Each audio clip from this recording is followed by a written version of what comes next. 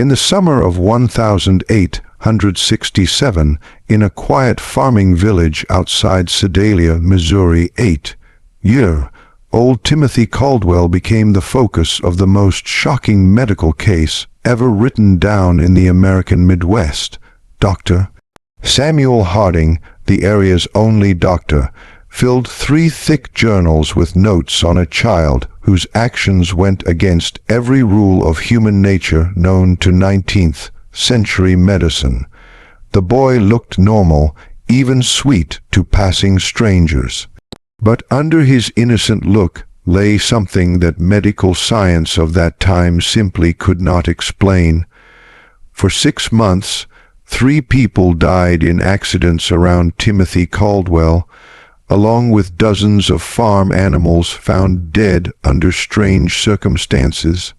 11 people who had all in some way crossed paths with a child whose smile never reached his pale blue eyes. The official files were closed by local police and locked away for over 100 years.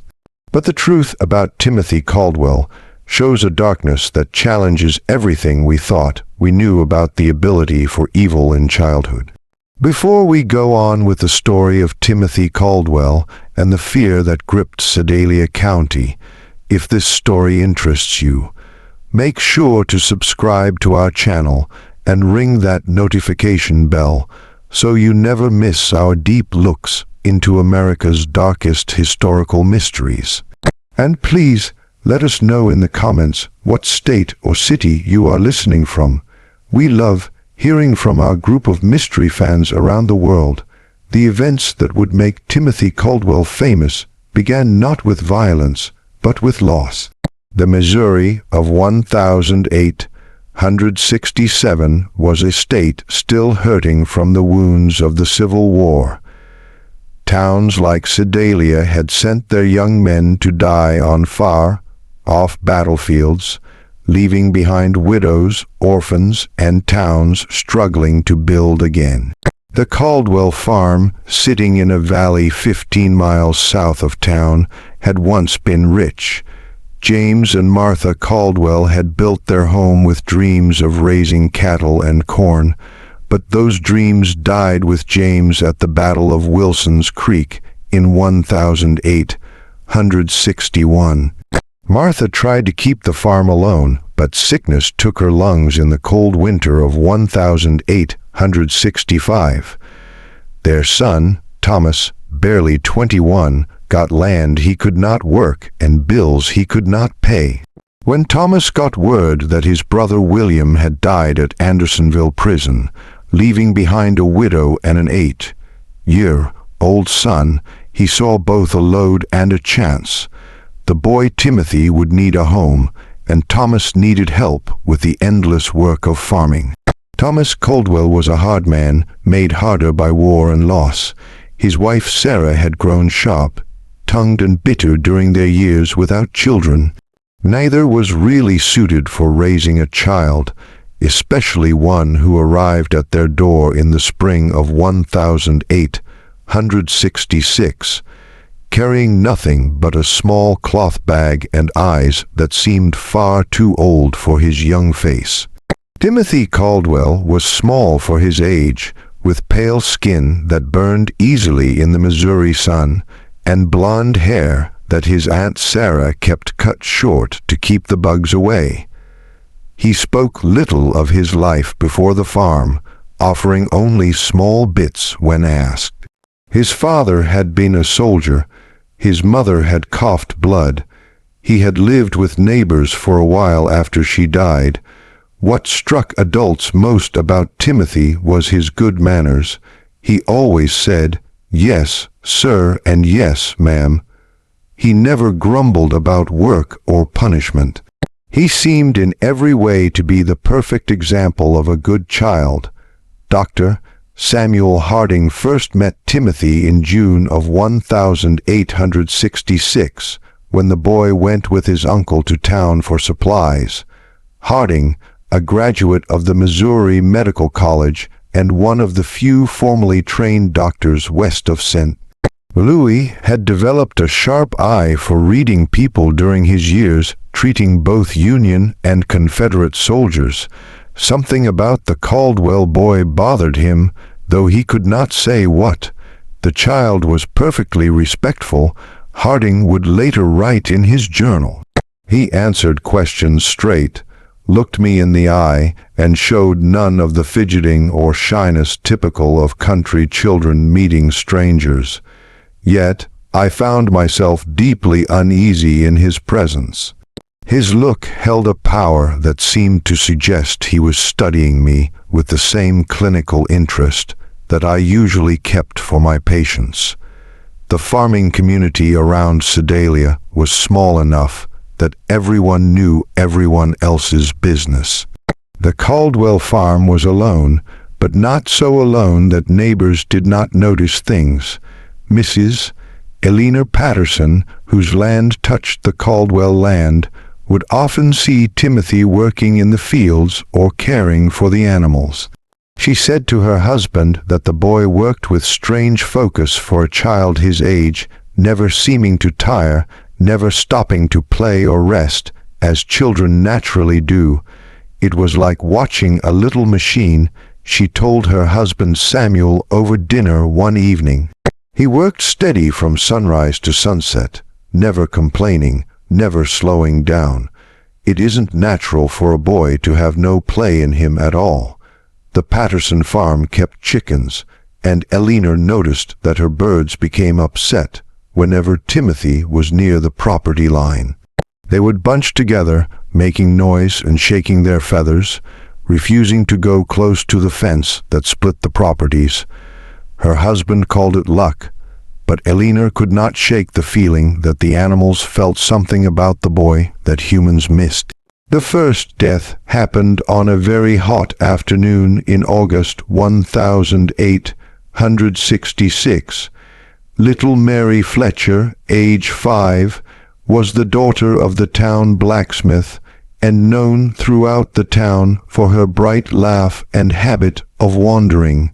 She had been playing near Willow Creek, a shallow stream that ran between several properties, including the Caldwell farm.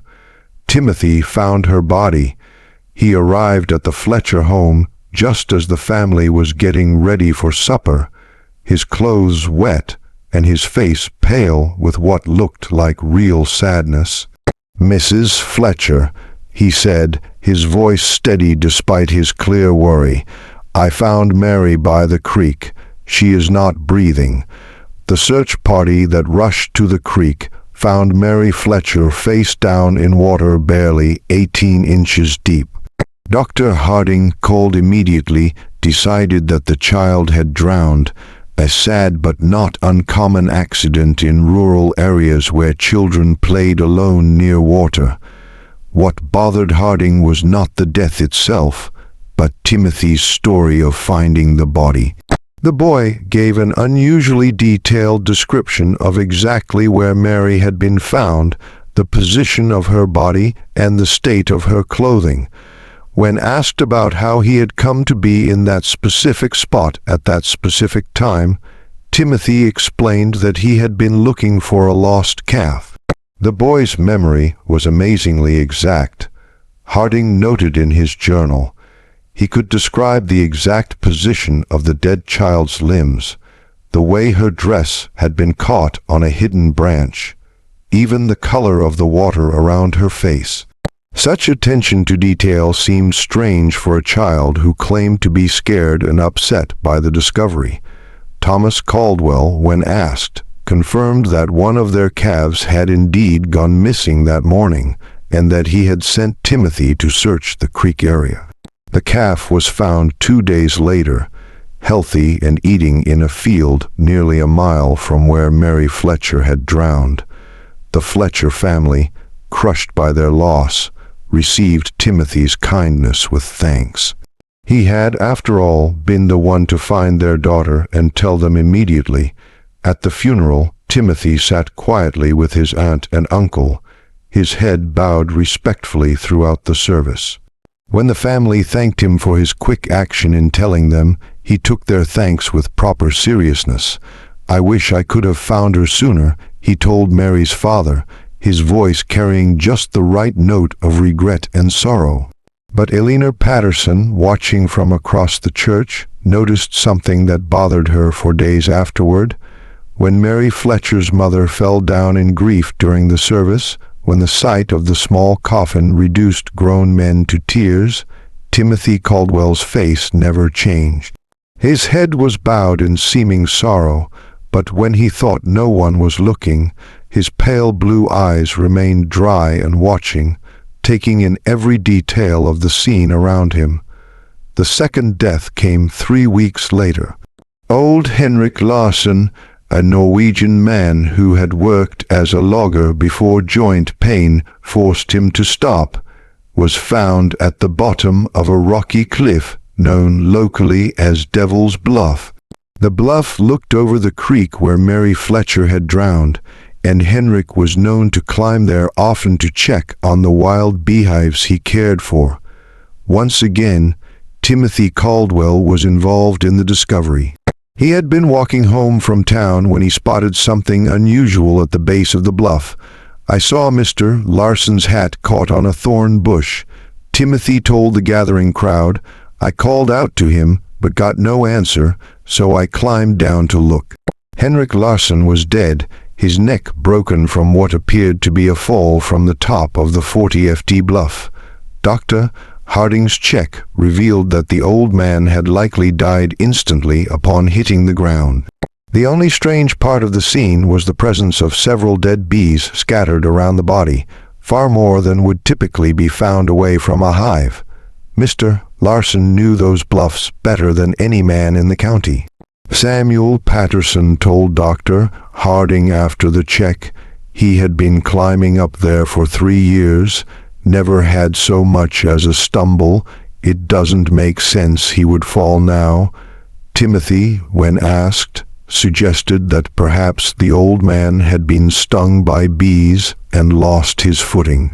"He was always talking about how angry they get when you disturb them," the boy said. "Maybe they swarmed him and he got confused." Dr. Harding found Timothy's explanation believable, but something about the scene bothered him. The dead bees were all bunched in a small area directly around Henrik's body. If the old man had disturbed a hive at the top of the bluff, there should have been more signs of bee activity along his likely path of flight and fall. Instead, it appeared as though the bees had somehow been focused around the crash site. When Harding climbed to the top of the bluff to examine the beehives, he found them untouched and showing no signs of recent trouble. The worker bees were active but not upset, going about their normal business of gathering nectar from the late summer wildflowers. The third death broke any thoughts about luck. In September 1866, 6-year-old Jacob Mills vanished while playing in the woods near his family's cabin. His body was found 4 days later in an empty well, nearly half a mile from where he had last been seen. Timothy Caldwell had offered to join the search party. For 3 days, Timothy searched alongside the adult helpers, showing remarkable strength for a child his age. He seemed to know the woods very well, guiding searchers through areas that even longtime residents found difficult to walk through. When asked how he had learned the land so well, Timothy explained that he often explored the woods during his free time, looking for useful plants and herbs that his aunt could use for cooking and medicine. On the 4th day, Timothy appeared at the Mills cabin just after dawn.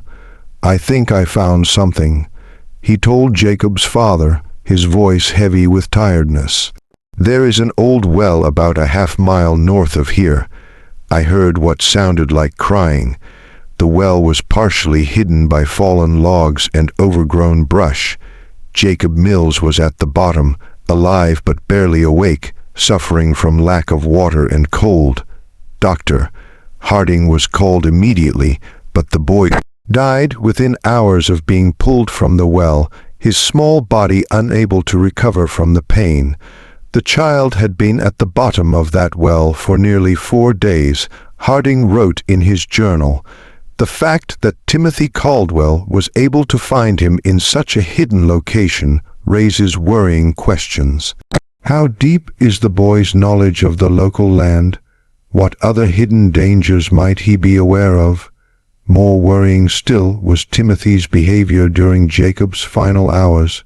While the Mills family kept watch around their dying son, Timothy sat quietly in the corner of the cabin, apparently praying.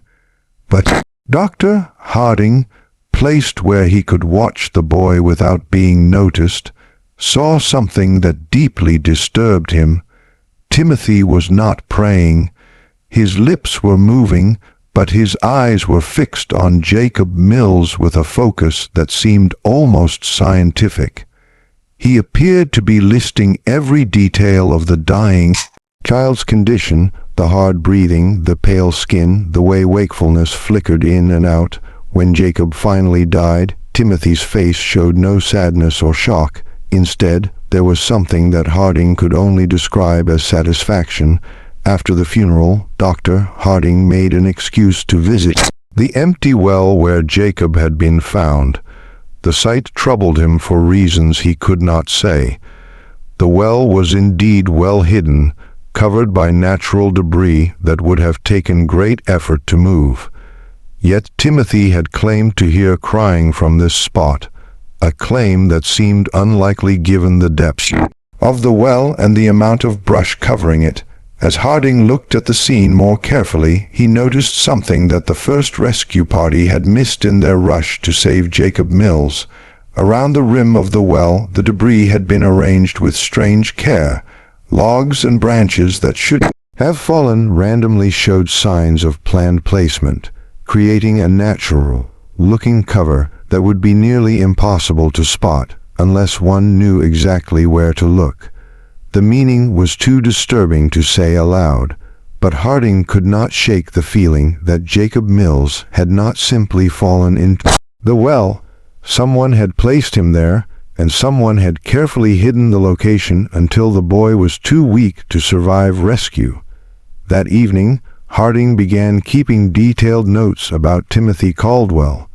If his thoughts were correct, the boy posed a danger to the entire town. But thoughts were not proof, and proof was exactly what Harding lacked. The problem was that Timothy Caldwell was by all looks a perfect child.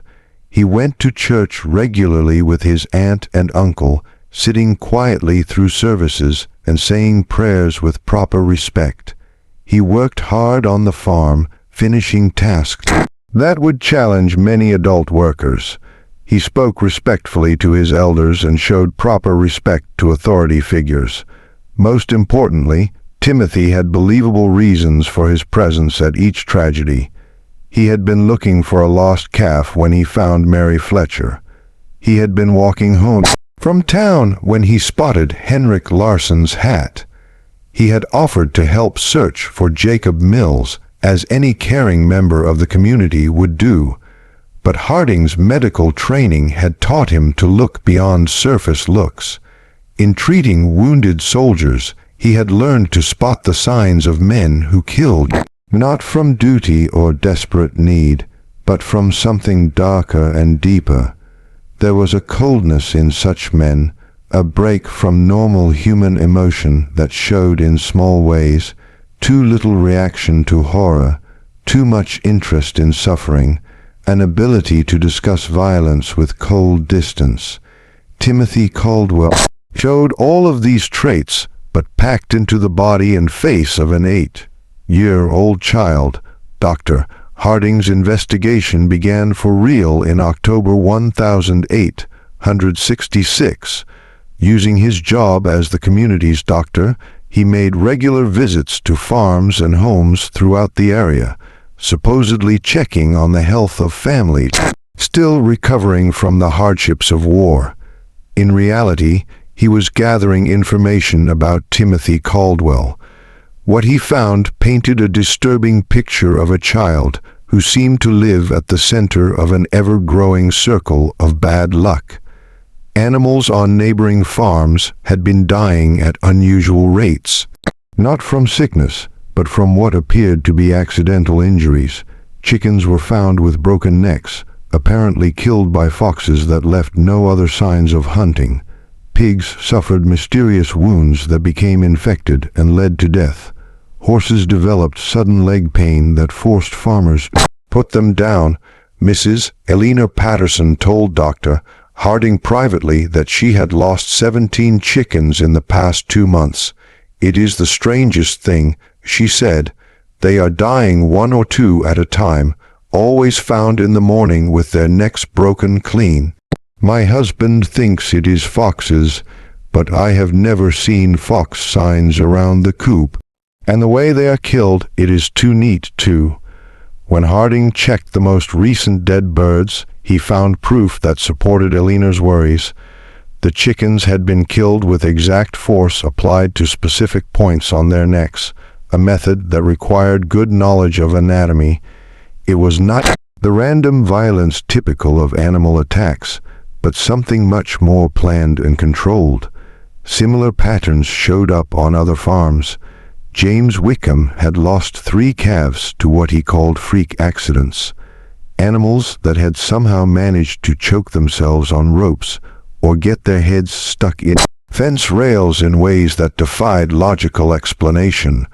Robert Dunham's prize bull had fallen into a ditch and broken its leg despite being one of the most sure-footed animals in the county. In every case, the affected farms were within walking distance of the Caldwell property, and in several cases, neighbors reported seeing Timothy nearby around the time of the incident. "I saw him walking along our fence line the morning before we found the calf," James Wickham told Dr. Harding. "Thought it was odd, him being so far from home, but the boy was always polite when he saw me, waved and called out a hello like he was taught proper." Dr. Harding also began paying closer attention to Timothy's actions during his routine medical visits to the Caldwell farm. The boy was always present during these visits, standing quietly while Dr. Harding examined his aunt and uncle for the various aches common to farming life. But Harding noticed that Timothy watched these checks with unusual interest, asking questions about the body and medical steps that seemed advanced for a child his age. "How do you know if someone is really dead?" Timothy asked during one visit, his tone easy as if talking about weather. "Sometimes people just look like they are sleeping."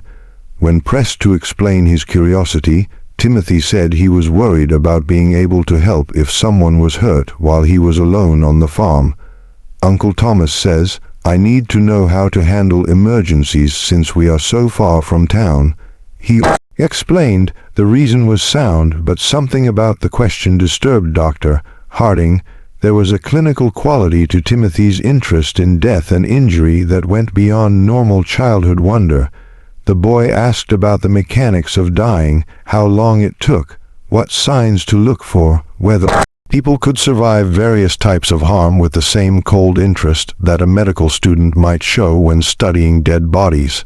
During these talks, Harding began testing Timothy's knowledge with purposely false information, claiming that certain injuries were deadly when they were not, or that specific signs indicated particular conditions.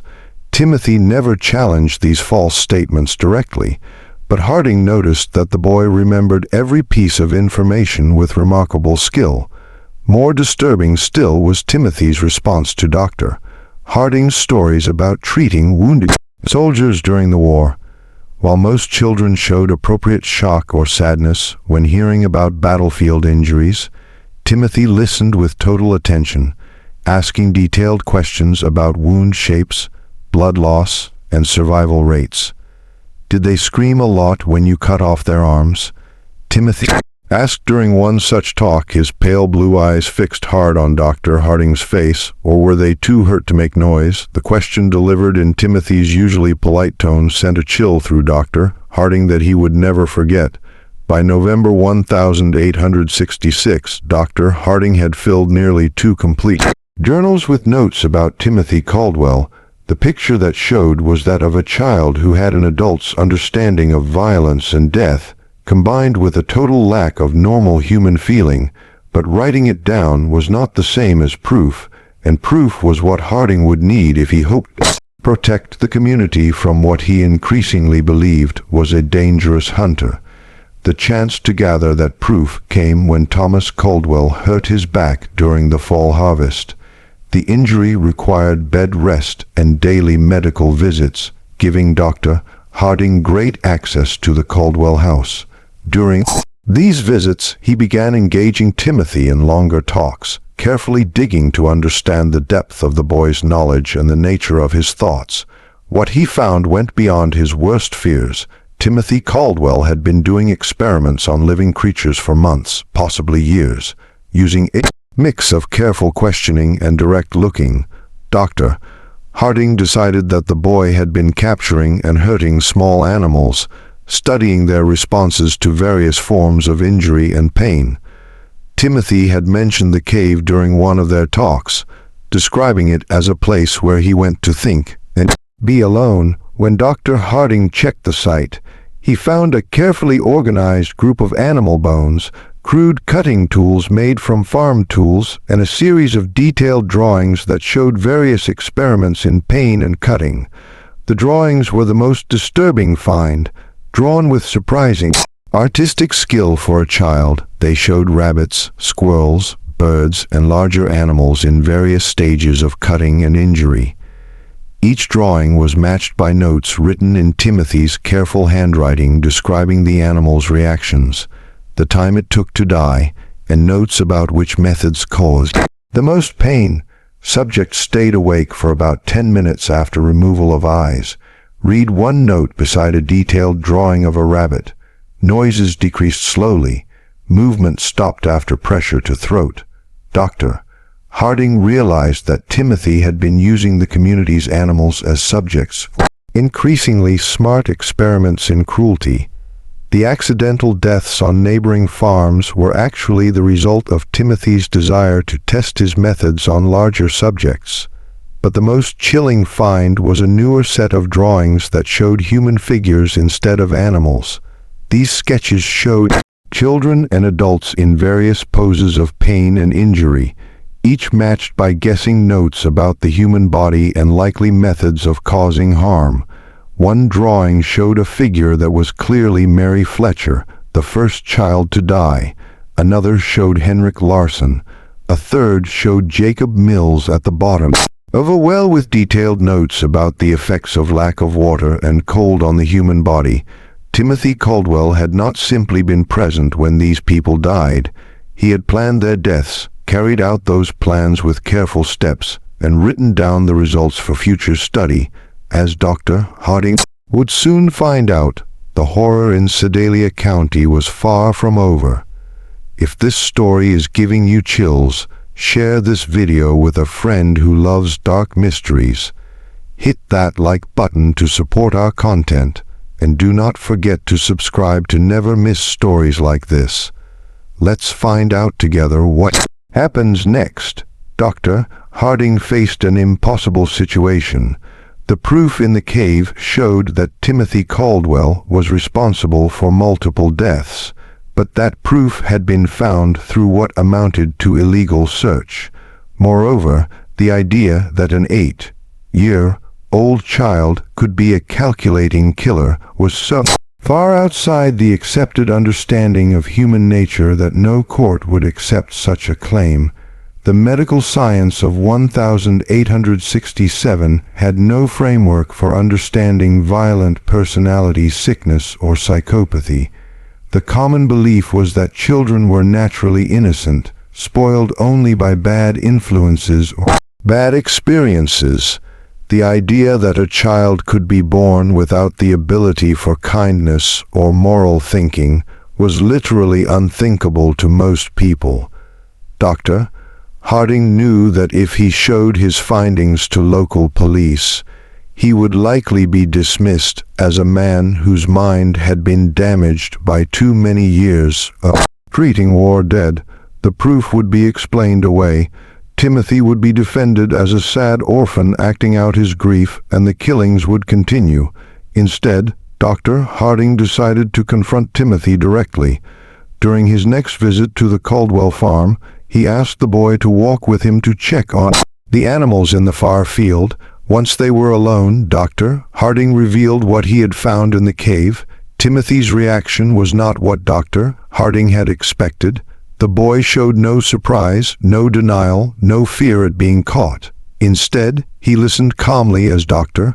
Harding described the drawings and notes, occasionally nodding as if confirming the truth of the doctor's words. "You are not going to tell anyone," Timothy said. When Dr. Harding finished speaking, it was not a question or a beg, but a statement of fact delivered with total confidence. "Why would I not?" Dr. Harding asked, genuinely curious about the boy's thinking. Timothy smiled, the first real expression of emotion that Dr. Harding had ever seen on his face. "Because no one would believe you," he said, "and because you are curious about what I will do next." The boy was right on both counts. Dr. Harding knew that his claims would sound like the wild talk of a man losing his mind. But Timothy had also spotted something that the doctor was scared to admit, even to himself. A scientific interest in watching the growth of what might be the most dangerous human being he had ever met. "How long have you been doing this?" Dr. Harding asked. "Since I was 5, Timothy replied simply, "Maybe earlier. I started with insects, then mice, then bigger things." It is interesting to see how different animals react to the same treatments and the people who died. Timothy shrugged. "They were experiments too. I wanted to see if people would react the same way as animals. They do mostly, but they are better at understanding what is happening to them. That makes it more interesting." Dr. Harding felt a chill that had nothing to do with the November air. "What are you planning to do next?" Timothy considered the question seriously before answering. "I need to find out what happens when you hurt someone who trusts you completely, someone who would not suspect anything until it was too late." The meaning was clear. Timothy was planning to kill his aunt and uncle. Dr. Harding knew he had perhaps days, possibly only hours, before Timothy acted on his plans. The boy had shown his intentions with the easy confidence of someone who believed himself safe, and past experience suggested that Timothy did not wait once he had decided on a course of action. That evening, Dr. Harding visited Sheriff William Crawford in Sedalia. Crawford was a practical man who had served with honor in the Union Army and had little patience for theories or guessing. But he also trusted Dr. Harding's judgment and was willing to listen to proof regardless of how unusual the facts might be. Dr. Harding presented his case carefully, focusing on checked facts rather than mind theories.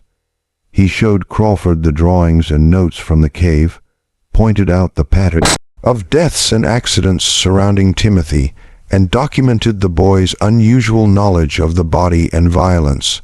Most importantly, Dr. Harding revealed Timothy's stated plan to kill his aunt and uncle. This was information that could not be ignored, regardless of the source. "Even if half of what you are telling me is true," Sheriff Crawford said after reviewing the proof, checking each disturbing drawing with growing alarm, "we cannot arrest a child for drawings and thoughts, but we can watch him, and we can be ready to act if he tries anything." Crawford studied the exact drawing lines of Timothy's sketches, noting details that even his experience as a Civil War veteran hadn't prepared him for. The two men spent hours building their plan, bringing in Crawford's most trusted deputies, men who had served under him during the war and could be counted on to remain steady under pressure. Dr.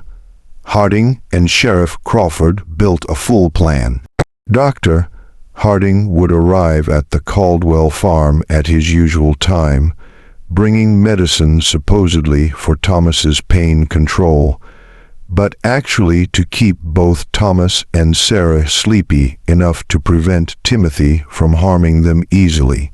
Sheriff Crawford and his deputies would place themselves smartly around the farm property, close enough to respond quickly, but far enough away to avoid being seen. The plan was put into effect the following morning.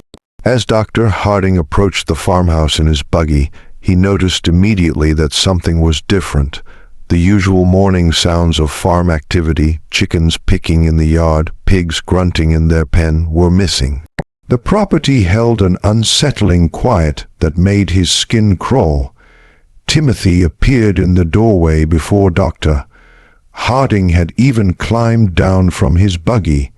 The boy stood perfectly still, his pale blue eyes tracking the doctor's movements with hunter-like focus. He was dressed in his usual work clothes, but Dr. Harding noticed that Timothy's sleeves were rolled up past his elbows, and his hands appeared to have been scrubbed recently, the kind of deep cleaning that suggested getting ready for messy work. "Good morning, Dr. Harding," Timothy said, his voice carrying its usual politeness, but something underneath had changed. There was an excitement there, a thrill that the boy was struggling to hold in. "I have been waiting for you." The words sent a chill through Dr. Harding. Timothy's use of waiting suggested that he had been expecting this visit, had perhaps even been counting on it as part of whatever plan he had set in motion. Inside the house, Dr. Harding found Thomas and Sarah Caldwell in their bedroom, both apparently sleeping peacefully. But as he approached Thomas's bed to check his state, he noticed that the man's breathing was unusually shallow, and his skin had taken on a gray look that suggested more than natural sleep. "What did you give them, Doctor?" Harding asked quietly, not turning to look at Timothy, but knowing the boy was watching every move he made. "Just some herbs I found in the woods," Timothy replied, his tone innocent, but his choice of words carefully picked. "There are so many interesting plants growing wild around here. Some of them have very useful powers." Dr. Harding checked Thomas's pulse and found it weak but steady. Sarah showed similar signs. She was deeply asleep but still alive. Whatever Timothy had used, he had been careful about the amount.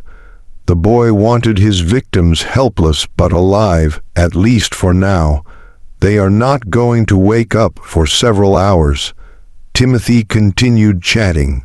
"That should give us plenty of time to talk without interruption." The conversation that followed was unlike anything Dr. Harding had ever experienced. Timothy spoke about murder and pain with the cold distance of a medical teacher discussing the body. He described his experiments on animals and humans with scientific exactness, explaining his methods and the things he had learned from each death. "Mary Fletcher taught me that drowning is actually quite slow," Timothy said, settling into a chair as if starting a pleasant afternoon chat. "Everyone thinks people just slip under the water and disappear, but that is not how it works at all. There is struggling and panic, and this interesting pattern of breathing attempts before the person finally gives up. I had to hold her down for almost 3 minutes before she stopped fighting." Dr. Harding felt his blood turn to ice. "You held her under the water." Timothy nodded eagerly.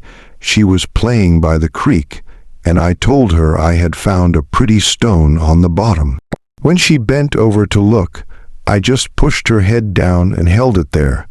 She was so small that it did not take much strength, but she fought harder than I expected.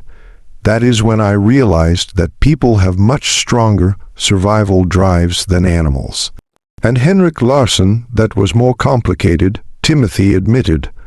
I could not overpower him physically, so I had to be more creative.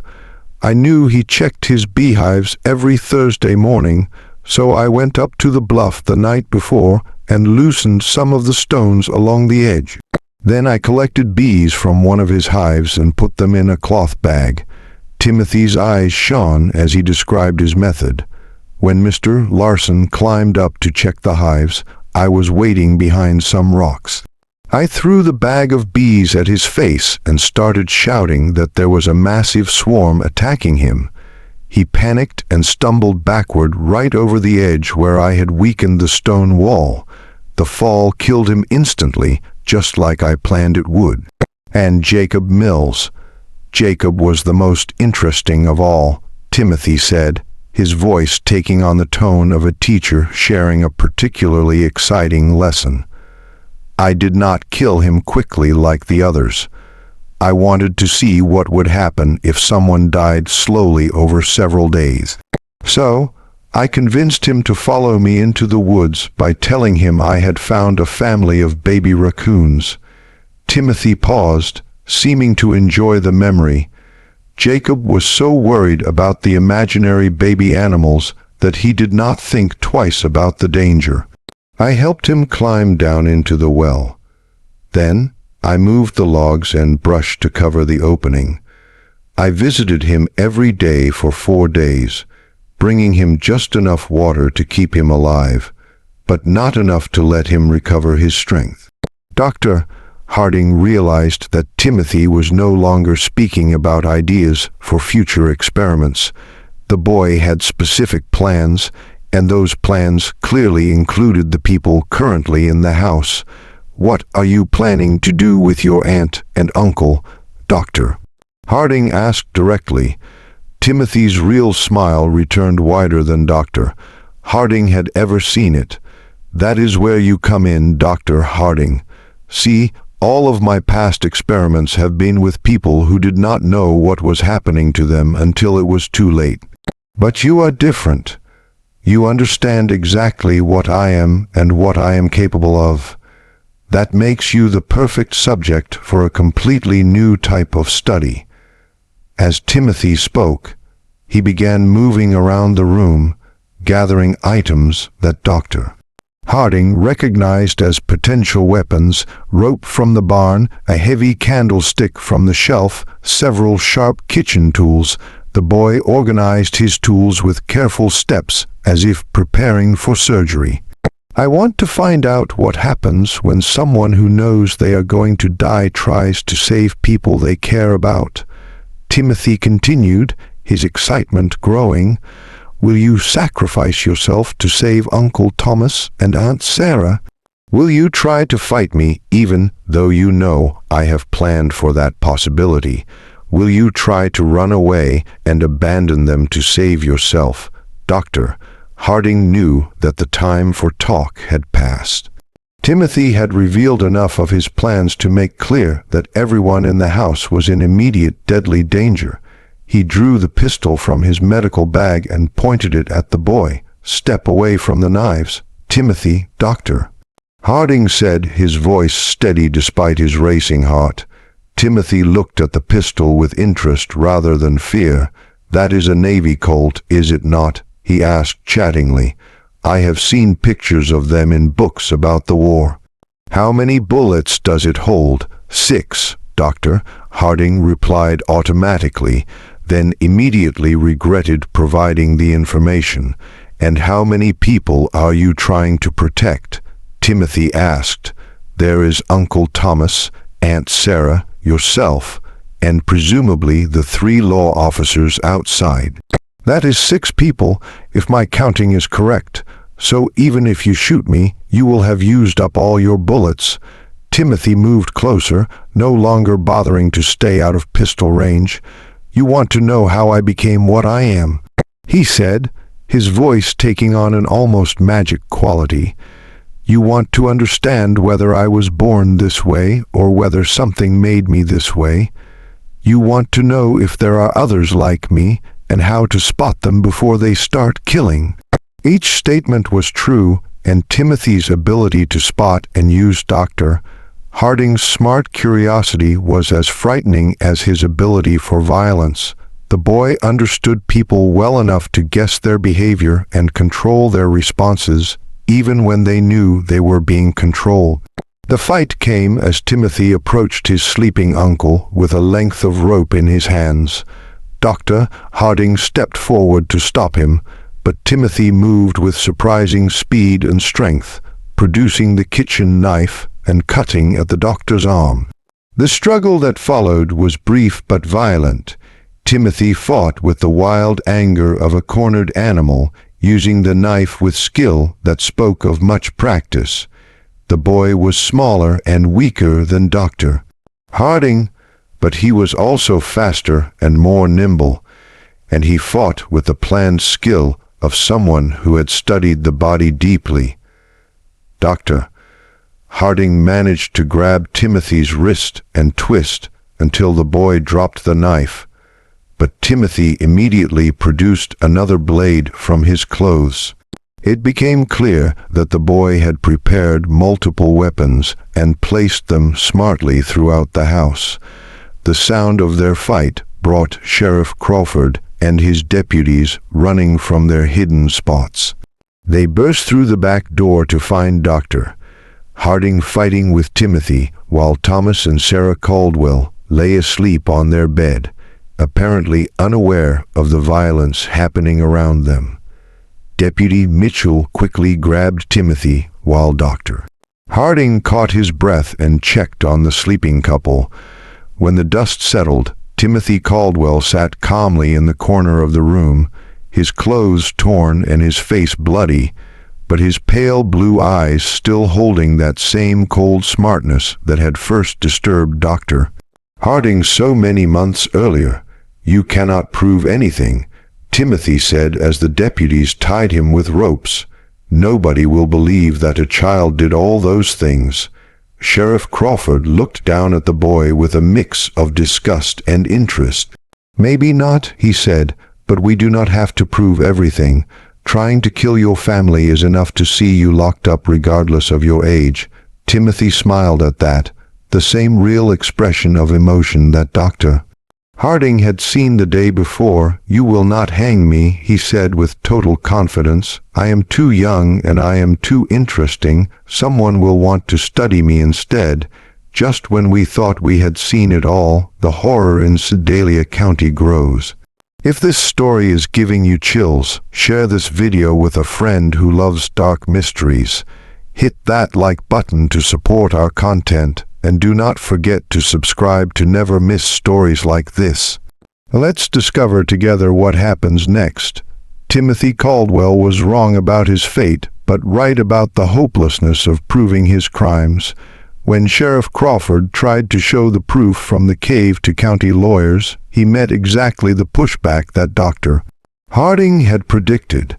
The drawings and notes were dismissed as the products of a troubled child acting out pain from his parents' deaths. The pattern of accidents and deaths was laid to bad luck mixed with Timothy's unfortunate habit of being helpful during emergencies. The attempted murder of Thomas and Sarah Caldwell, however, could not be explained away. 3 law officers had seen Timothy attacking his sleeping relatives with clear intent to kill. Even the most kind observers could not argue that an 8-year-old boy would attack family members with a knife unless something deep was wrong with his character. The legal system of 1867 had no framework for dealing with violent children. Timothy was too young for adult trial, but too dangerous for simple placement in an orphanage or reform school. The case created unheard of challenges for Missouri's justice system, attracting attention from legal thinkers and medical experts throughout the region. After weeks of legal fighting and talks with experts from as far away as Boston and Philadelphia, a deal was reached. Timothy would be sent to the care of the Missouri State Hospital for the Insane in Fulton, where he would be studied and treated by the most advanced mind doctors available in the region. The decision satisfied no one completely. Prosecutors wanted Timothy tried as an adult for murder, while defense lawyers argued that no child so young could be held responsible for his actions. Medical experts were divided between those who believed Timothy could be fixed and those who considered him hopelessly dangerous.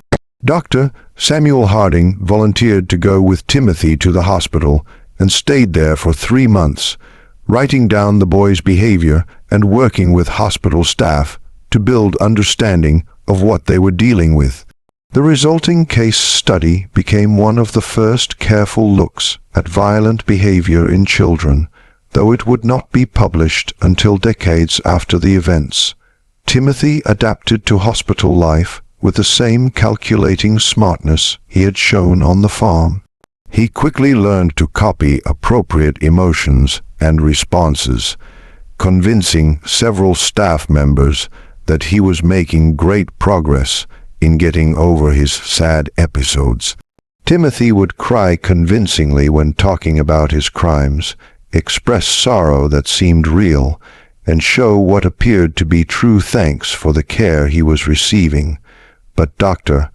Harding saw that Timothy was merely studying the people around him, learning to handle them more effectively. The boy had created what amounted to a full list of human emotional responses, and he could copy these signals with remarkable skill despite feeling none of the deep emotions himself. The subject shows remarkable thinking abilities coupled with complete absence of real emotional response.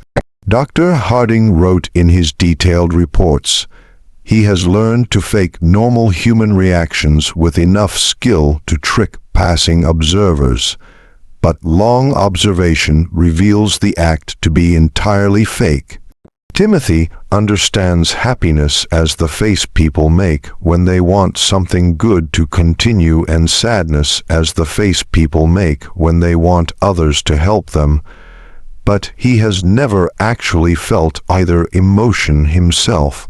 Dr. Harding's check also revealed the depth of Timothy's violent dreams and future plans when the boy believed he had gained Dr.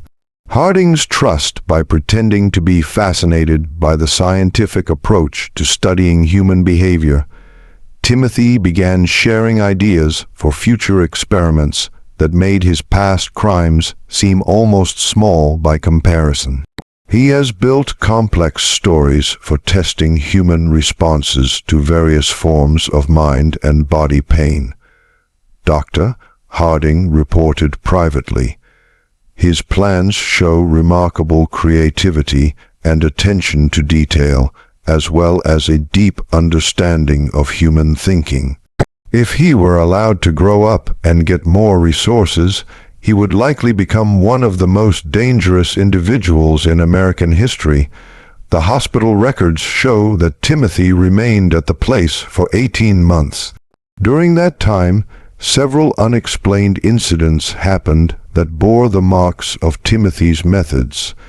Other patients were found dead in circumstances that suggested accident or natural causes, but which showed patterns of planned steps when examined carefully. 3 elderly patients died from apparent heart failure after interacting with Timothy, though all had been in relatively good health before. 2 younger patients suffered what appeared to be accidental falls that resulted in serious injuries. But both incidents happened in areas where Timothy had been seen earlier in the day. Most disturbing were the reports of patients who claimed Timothy had been visiting them at night, standing silently beside their beds and watching them sleep. Hospital staff who worked closely with Timothy also began experiencing unusual problems. Several nurses reported constant bad dreams after spending time with the boy, dreams that often featured detailed scenes of violence and death. 2 helpers requested transfers to other wards, claiming that they felt constantly watched, even when Timothy was supposedly stuck in his room. Dr. Martha Fitzgerald, who had been brought in to provide extra skill in treating Timothy, discovered that the boy had been keeping a secret journal. Timothy had convinced one of the nurses to provide him with paper and pencil for writing exercises, claiming that recording his thoughts and feelings would help him process his emotions better. The journal appeared to contain exactly what Timothy had claimed: daily entries describing his thoughts, his regrets about past actions, and his hopes for future healing. The writing was appropriately childlike in its language and emotional content, and it painted a picture of a deeply troubled but basically good young person struggling to overcome sad experiences. But Dr. Fitzgerald's training in European mind techniques included knowledge of secret writing systems. When she applied deep methods to Timothy's journal, she discovered that the innocent-seeming entries contained a smart code system. The hidden messages revealed Timothy's true thoughts and plans in disturbing detail. Rather than feeling sorrow or healing, he was conducting a careful study of the hospital, its staff, and its security steps. His goal was not merely to escape, but to use his time in confinement to build more advanced techniques for control and murder. Day 47. Dr. F. believes my tears during today's session were real. Read one decoded entry. Her response pattern shows increased kindness and reduced suspicion. Guess 3 more weeks of consistent acting will be required to build enough trust for physical contact during sessions.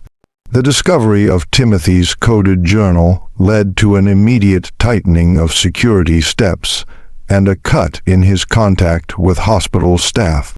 But Timothy adapted to these changes with usual flexibility, shifting his focus from control to information gathering about hospital routines and potential escape routes. In the summer of 1868, Timothy Caldwell disappeared from the Missouri State Hospital under circumstances that were never fully explained. The official check concluded that he had somehow managed to escape during a transfer between buildings despite being under constant watch by multiple guards. Dr. Harding suspected that Timothy's escape had been far more smart than the official report suggested. The boy had shown remarkable patience and planning ability throughout his stay, and it seemed likely that he had spent months preparing for his leaving.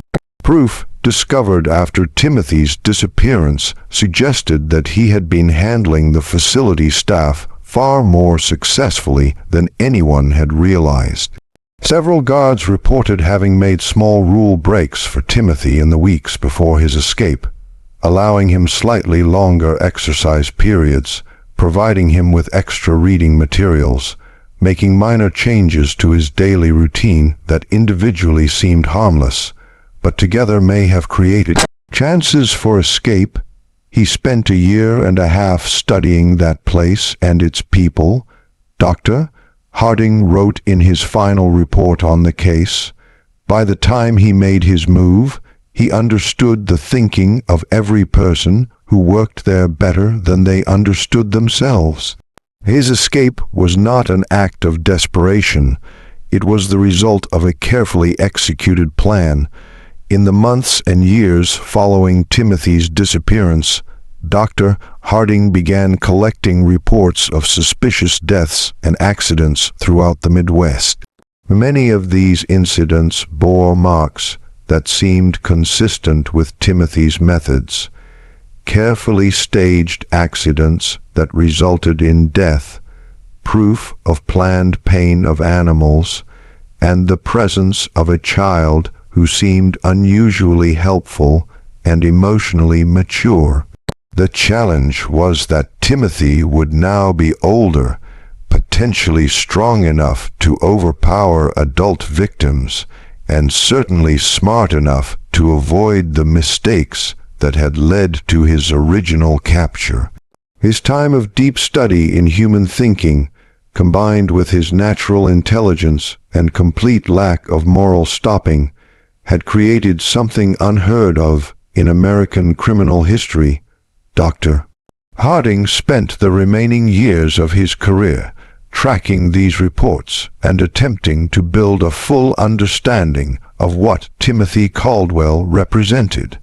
His private journals, discovered after his death in 1891, contained hundreds of pages documenting cases that might have involved Timothy, along with thought discussions about the nature of evil and the possibility that some individuals might be born without the ability for moral reasoning. The wider meaning of Timothy's case continued to influence discussions about criminal justice, child psychology, and mental health treatment for decades after his disappearance. His ability to trick trained professionals raised uncomfortable questions about the trust of mind checks. While his control skills showed the potential dangers of assuming that all children are naturally innocent and fixable, the Caldwell farm was abandoned after Thomas and Sarah recovered from their ordeal. Neither could bear to remain in the place where they had unknowingly housed a killer for nearly 2 years. The property eventually went back to the county and was sold to builders in the 1890s, but local residents avoided the area for decades afterward. The cave where Timothy had done his experiments was sealed by Sheriff Crawford shortly after the boy's arrest, but the location was never forgotten by those who knew of its meaning. Local legend claimed that the cave was cursed and that animals would not eat in the surrounding area. Dr. Harding's journals were given to the Missouri Historical Society in 1923 by his daughter, who felt that the scientific value of her father's notes outweighed concerns about the disturbing nature of the content.